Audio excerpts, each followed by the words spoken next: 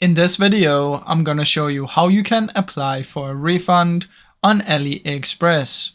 Now this is really easy, guys. What you wanna do is make sure that you're eligible for a refund, and this is basically what you need to check. So if any of these are true, then you will be able to get a refund.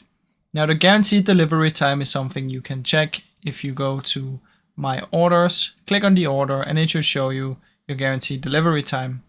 Now to get the refund, you want to follow these instructions. So go to My Orders, find the order, click Open Dispute. You might have to click on View Details before you can do this, and then choose Refund. So My Orders, select the item, View Details, Open Dispute, and then you can select Refund, or if you have the item and you want to send it back, you can press Return. Then simply select Y, enter the amount, and then you can be able to get it. So that is basically how it works, guys.